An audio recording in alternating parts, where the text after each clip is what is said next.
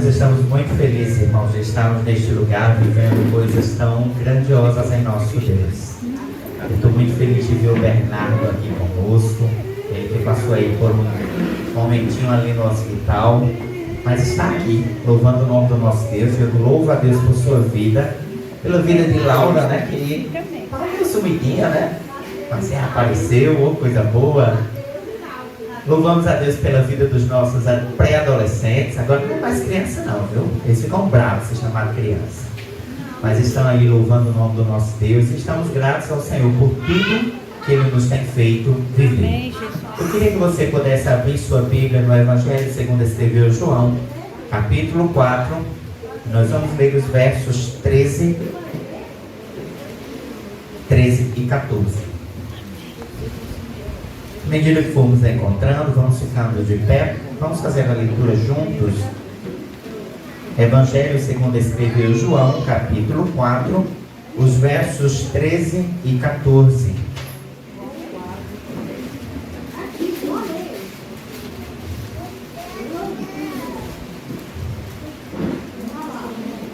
Evangelho de João, capítulo 4.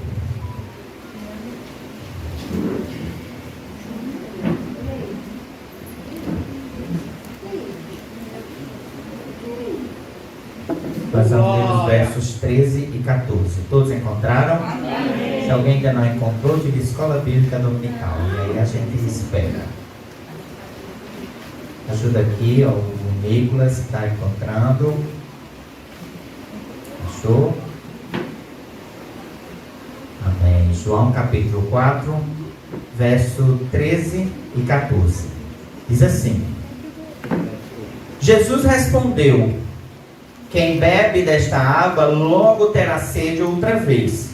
Mas quem bebe da água que eu dou, nunca mais terá sede. Ela se torna uma fonte que brota dentro dele e lhe dá a vida eterna. Feche os seus olhos. Pai, nós estamos diante de tua presença. E como é bom, Senhor, chegarmos diante de ti e sabemos que o Senhor fala conosco, que o Senhor ministra aos nossos corações, e que o Senhor vai ao encontro daquilo que de fato somos necessitados em Ti, pois Tu és aquele que supre, Senhor, toda a falta que possa existir em nosso íntimo. O Senhor conhece a realidade de cada um dos Teus filhos neste lugar. O Senhor sabe da realidade de cada homem, de cada mulher, de cada jovem, de cada criança, adolescente, de cada pai, de cada mãe, de cada filho, Senhor. Tu conheces todas as nossas necessidades. Por isso nos colocamos diante de Ti pedindo: venha ao nosso encontro, Pai, e fala conosco. Ministra a Tua vontade a nós. Nós te oramos em nome de Jesus. Amém. Nessa noite eu queria que nós pudéssemos refletir um pouco sobre esse texto. E é um texto bastante conhecido nosso. E ele fala sobre o encontro de Jesus com uma mulher samaritana. E nesse encontro ele vai vivenciar junto àquela mulher um momento de transformação, de restauração. E esse é um texto que vai trazer uma perspectiva sobre as nossas vidas, sobre a nossa realidade, sobre o nosso comportamento. Aquela mulher, ela vivia um tempo de necessidade, de carência, na busca de algo que pudesse trazer completude ao seu íntimo. E ela vai trazer uma representação daquilo que por muitas vezes nós vivemos. Por muitas vezes nós estamos em uma realidade similar à daquela mulher, onde nós estamos ansiando por algo que nos supra, algo que nos faça cheios, algo que nos faça completo. E nós vivemos, por muitas vezes, essa busca constante, até em portas as mais diferentes, buscando em condições as mais distintas, em realidades que por muitas vezes nós estamos ali naquele anseio e naquela busca e naquela insistência, achando que aquilo ali vai nos fazer supridos. A palavra do Senhor diz que Jesus ele estava indo em direção a muito lugar. Não era Samaria o seu alvo, não era Samaria o seu objetivo, mas naquela jornada ele precisava passar por aquele ambiente. E a palavra diz que por volta do meio-dia ele se recosta em um poço. E naquele mesmo momento, naqueles mesmos instantes, uma mulher vem até aquele lugar e vem até aquele lugar para pegar água. Mas quando a palavra do Senhor nos apresenta Cristo sentado naquele poço, encontrando-se com aquela mulher, aquilo ali tudo tinha propósito. Aleluia. E eu queria que você pudesse guardar essa palavra em seu coração. Deus, ele age em nossas vidas em todo contexto com propósito. Amém. Não é um acaso. Aleluia. Deus não trata conosco ao acaso, com coincidências, com algo que possa dizer, não, eu vou agir assim, eita, de repente bati aqui de frente com ele, eu vou fazer alguma coisa. Não. As ações do Senhor, o comportamento do Senhor, a realidade do Senhor para com nossas vidas é que em tudo ele tem uma razão e um porquê de assim o executar. Aleluia. Por que Jesus para ao meio-dia naquele lugar? Por que Jesus ele encosta-se naquele poço para naquele momento pedir água àquela mulher que vem ao meio-dia buscar água? Irmãos, é uma condição natural nossa. Dificilmente nós sairíamos num sol de meio-dia para ir buscar água no poço. Normalmente a gente vai num momento em que o tempo está favorável, o sol já não está mais tão quente, as condições estão permitindo que eu pegue aquela água e eu volte sem tanto desgaste. Mas a razão daquela mulher chegar por volta daquele horário, naquele lugar, trazia tudo que representava as necessidades na particularidade daquela vida.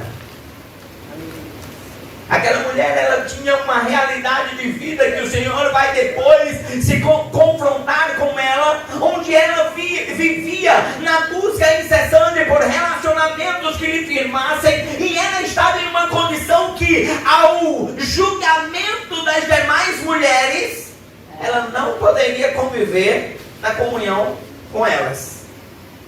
Então a primeira coisa que Jesus ele vai se deparar é com uma mulher que está vivendo marginalizada, vivendo excluída do seu ambiente social por culpa dela.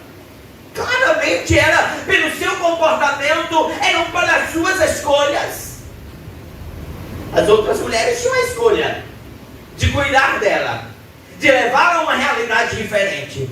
Mas socialmente era aquilo que vivia. Aquela mulher estava vivendo uma busca e um comportamento que lhe trazia dores e angústias pelas suas escolhas, pelas suas necessidades, por aquilo que ela buscava constantemente. Mas ela buscava por uma sede.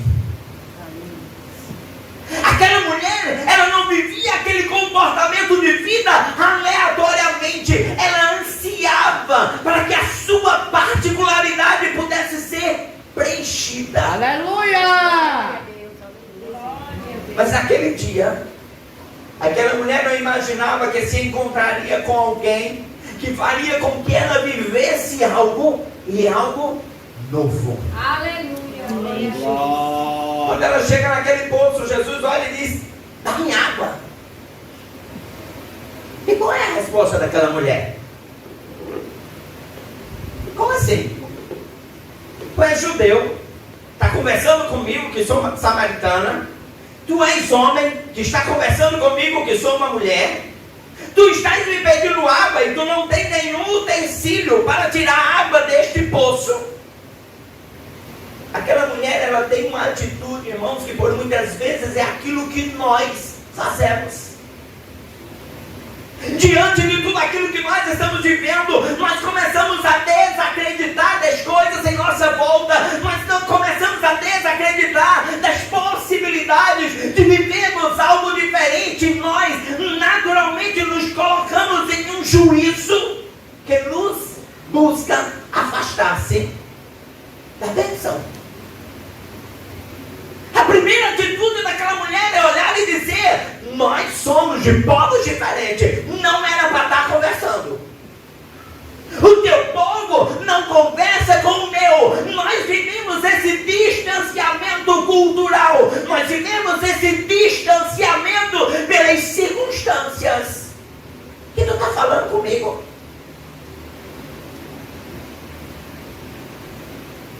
Aquela mulher logo em seguida faz: eu sou mulher, tu és homem.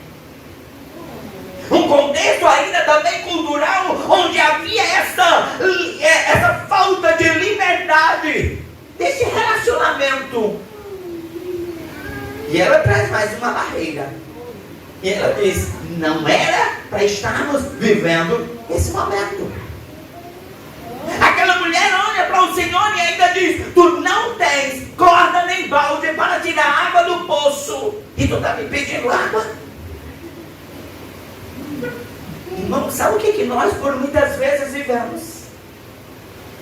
Nós estamos necessitados, nós estamos precisados de uma bênção, nós estamos ansiando por algo que muda a nossa condição de vida, e quando de repente bate a nossa porta um milagre, nós logo reagimos. Não era para ser assim. Não era para essa porta de emprego ser aberta dessa forma. Não era para o meu marido ter sido salvo dessa maneira. Não era para nesse dia acontecer assim. Esse acidente não deveria ter acontecido. Porque na nossa condição humana, nós tendenciamos a ver as coisas também em uma realidade humana limitada, onde nós trazemos as impossibilidades para que o milagre aconteça. Nós queremos a bênção, mas nós mesmos trazemos aquilo que nos impede de chegarmos à bênção. Criamos logo razões, desculpas, justificativas para não alcançarmos o milagre. E aquela mulher faz isso. Ela olha para Jesus, e ao invés dela dizer: peraí, mas e aí? Como é que a gente vai fazer? Eu tenho um balde, mas eu só tenho para mim. Mas vamos, me ajude aqui. Vamos buscar água para mim, para você. Vamos fazer alguma coisa. Não.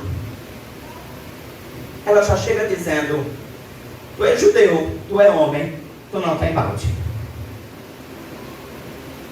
Não podemos viver algo diferente. Mas a razão de Jesus assim o fazer era trazer à tona a realidade da necessidade daquela mulher. Jesus não queria água. Jesus não estava preocupado com aquilo que aquela mulher pudesse oferecer. E agora ele diz: sabe de uma coisa? Se tu soubesse quem sou eu e a água que eu tenho para lhe dar, tu me pediria. Aleluia. E eu lhe daria água da vida. Irmãos, Jesus, ele podia naquele momento ter dito: quanta dificuldade, está apresentando tantas dificuldades. Mas a realidade é que quando Jesus ele quer realizar um milagre sobre nossas vidas, ele vai de encontro até mesmo às nossas limitações, porque ele não está dentro de uma caixa formada pelas limitações humanas, porque ele é Deus. Aleluia. E a sua graça nos encontra exatamente nesta condição em que nós nos colocamos como impossibilidades. Jesus olha para aquela mulher e diz: mulher, se tu soubesses quem fala contigo, se tu conhecesse quem é esta pessoa que fala contigo, você me pediria água, e eu lhe daria água da vida eterna. Glória! Aquela mulher agora, diante da resposta de Jesus, diz: dá-me dessa água, assim eu nunca mais vou ter sede, nem precisarei vir aqui beber dessa água. Aí Jesus agora chega e diz assim: peraí, antes de eu te dar água, eu preciso que você entenda que água é essa. Ele olha para aquela mulher e diz: vai lá buscar teu marido. Jesus não queria envergonhar aquela mulher.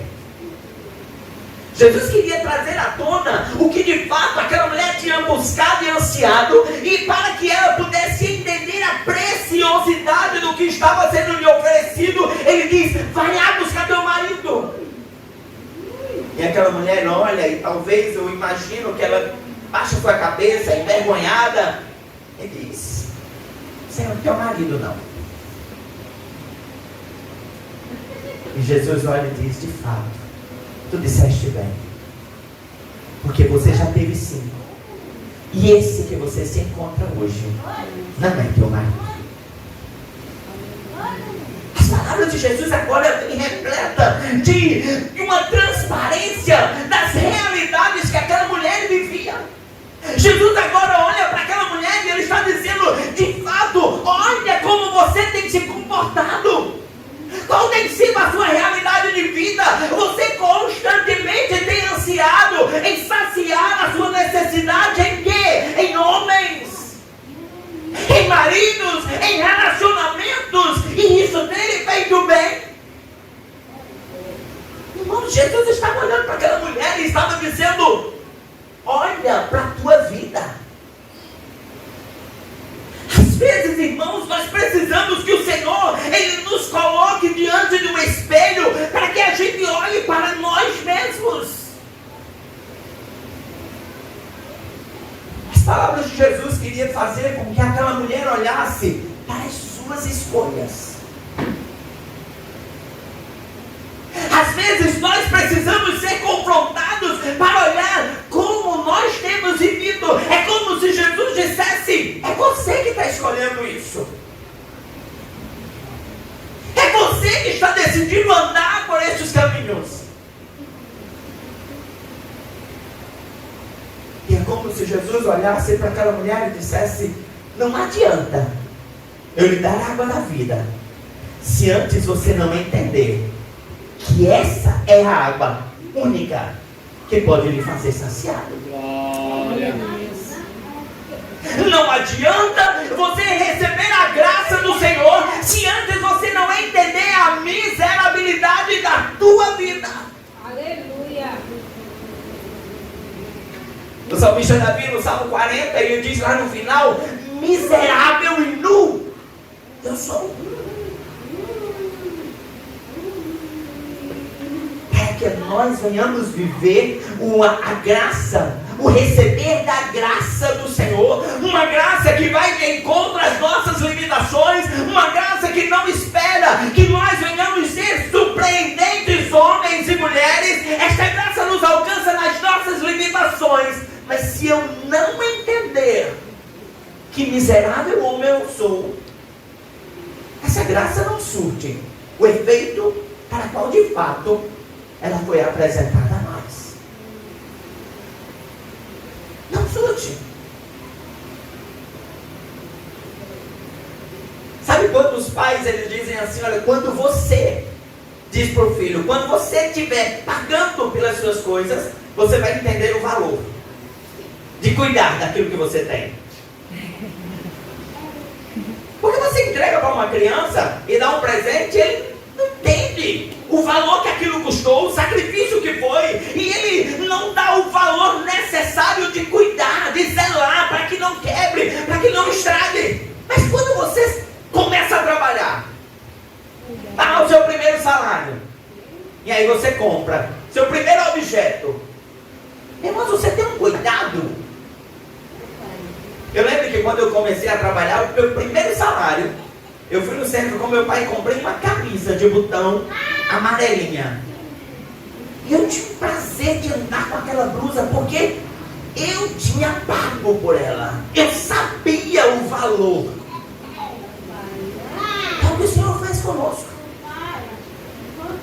Senhor não nos dá a graça de uma maneira aleatória. Eu preciso entender o valor dessa graça. Eu preciso entender o preço que foi pago para que eu pudesse ser alcançado por essa graça. E esse reconhecimento é entendendo o quanto eu sou miserável. O quanto eu sou incapaz de ser saciado em mim mesmo. Eu preciso de Cristo. Aleluia. E a pergunta é, queridos, onde nós temos buscado sermos satisfeitos? Onde eu tenho buscado no meu dia a dia viver de uma forma em que as minhas particularidades sejam satisfeitas? E quem é o nosso sustento? Quem é? Mas talvez o teu sustento esteja em pessoas. Talvez o sustento da tua vida esteja em relacionamentos, no salário que você recebe ao final do mês, nos bens que você possui.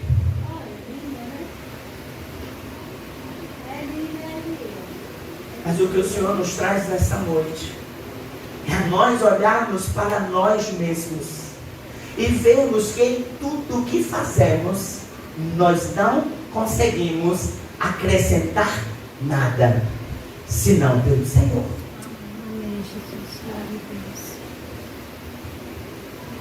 O Ministério de Gestos hoje trouxe uma canção que fala: quem é esse?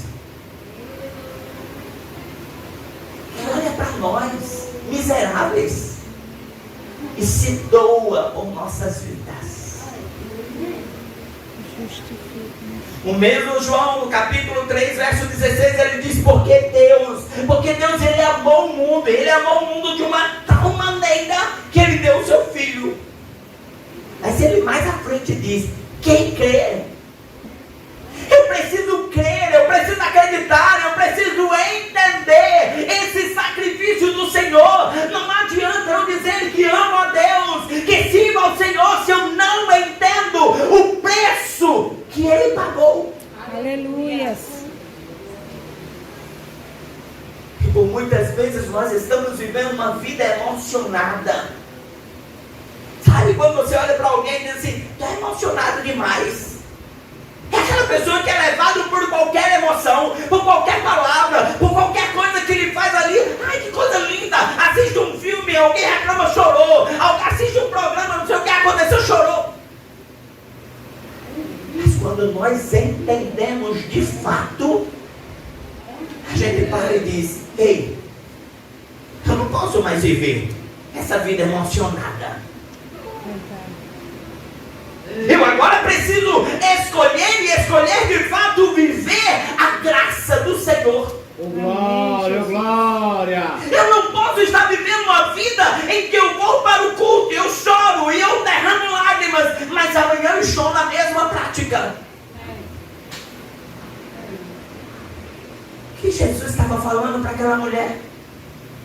Eu primeiro preciso que você entenda qual é a sua realidade. Você está tentando se satisfazer em relacionamentos. Jesus não está dizendo que um relacionamento era errado.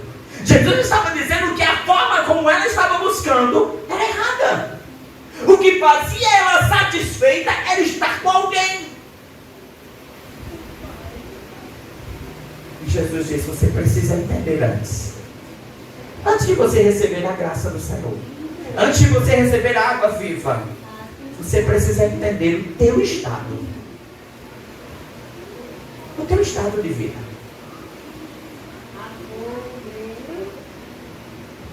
E Jesus, ele faz isso com cada um de nós. Ele nos coloca contra um espelho. E um espelho que está ali, limpo, a ponto de trazer todas as nossas limitações. E a ponto de nós olharmos e dizermos: quem sou eu? Para quem o Senhor quer que eu seja? E no momento em que eu entendo as minhas limitações, no momento em que eu sei quem eu sou, eu agora estou apto a olhar para o Senhor e dizer: Deus, agora eu posso ser suprido por essa água que não me deixa ter mais sede e que agora jorra de dentro de mim. Aleluia. Era o que o Senhor queria com aquela mulher. Aquela mulher começa a conversar com Jesus. E agora ela diz: Senhor, mas e aí, onde é que a gente vai adorar? O Senhor ainda precisava tratar tanto com aquela mulher. Ele agora olha para aquela mulher e diz: sabe onde de fato eu quero habitar? Não é no templo em Jerusalém, não é no monte em Samaria. Onde eu quero fazer satisfeito a tua vida é no seu íntimo. Uma satisfação que é diária, uma satisfação que é a cada amanhecer, uma satisfação que você vai se levantar e vai dizer: eu preciso adorar a esse Deus, porque Ele mudou o quadro da minha vida de uma miserabilidade para um homem satisfeito no Senhor, onde eu não preciso das coisas deste tempo, onde eu não preciso das coisas limitadas desse século. Ele já me faz satisfeito. Aleluia. Eu agora posso olhar para o Senhor e dizer: tudo que eu preciso, Ele vai suprindo na medida das minhas necessidades. Quando a palavra do Senhor diz: busque o reino do Senhor, as demais coisas são acrescidas. É esse sentimento. É quando nós olhamos e dizemos: Deus, eu reconheço quem eu sou, e agora no Senhor eu sou completo. E se eu sou completo no Senhor, tudo que eu preciso, o Senhor já sabe. Glória. Davi sabia disso. Davi, lá no Salmo 23, ele diz: o Senhor é meu pastor, e em nada eu tenho falta. Aleluia. É quando eu entendo que é o Senhor. É o Senhor. O que lhe faz satisfeito, querido, não são nada das coisas que você tem constantemente insistido em obter. Eu me lembro que há bastante tempo, eu trabalho já faz um tempão, não sou muito velho, estou aí na faixa dos 20 anos, então assim, 20 mais 25, não é? Mas muitas vezes perguntavam: quando é que tu vai comprar o teu apartamento, a tua casa, o teu carro? E sabe, queridos, eu andava dizendo: Deus sabe. Deus sabe. O que me faz satisfeito não é ter todas essas coisas. E quando eu adquiri o meu apartamento, foi num momento em que eu nem esperava. Mas era o tempo que o Senhor sabia que havia chegado. Aleluia. O que nós precisamos entender é que a nossa dependência precisa estar sendo depositada no Senhor. Eu não preciso correr contra o tempo. Eu não preciso estar ansioso com coisa alguma. O evangelista Mateus, ele diz isso. Ele diz: não andeis ansiosos com coisas alguma. Não andeis preocupado com o pão de amanhã, com o que há de vestir. O Senhor, da mesma forma que Ele veste os lírios do campo, que Ele dá alimento aos passarinhos, Ele faz assim conosco. Aleluia. Não ande preocupado. Aleluia, glória a Deus. O Senhor é aquele que supre as nossas necessidades. E é no tempo certo. Jesus estava olhando para aquela mulher e estava dizendo: não basta essa sua busca. Eu quero lhe fazer satisfeita, ao ponto de que todos os dias você vai se levantar e você vai lembrar quem você era e quem Deus te fez. E uma vez você reconhecendo assim, o seu coração vai ter anseio e apenas adorar. Não importa onde, não importa em que tempo, não importa o lugar, não importa.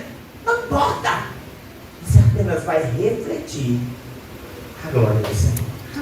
Glória, glória, O Senhor glória. me trouxe neste lugar para lhe confrontar com as suas limitações.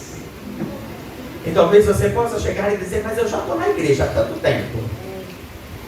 Mas às vezes nós estamos na igreja e de repente permitimos que de repente anseios humanos comecem a tomar lugar daquilo que deveria ser o lugar do Senhor. Às vezes as preocupações nos fazem isso. Os medos. Às vezes nós chegamos a um determinado ponto em que a gente começa a se perguntar: será que eu não devia fazer assim? Será que o meu comportamento não deveria ser esse? E o Senhor me traz nessa noite para apenas te dizer: eu sou suficiente. Glória. E no eu sou suficiente, Ele nos desperta a olhar para quem éramos e para quem você hoje se tornou. O pastor Wendel chegava aqui na frente e dizia: porque eu fui isso. Mas quem eu sou hoje? O Senhor fez. Aleluia. E você pode fazer isso. Amém. Olhar para você e dizer: o Senhor me transformou, como diz o ditado, da água para o fogo. Glória. Fez novas Aleluia. todas as coisas. As coisas velhas passaram, eis que tudo se fez novo.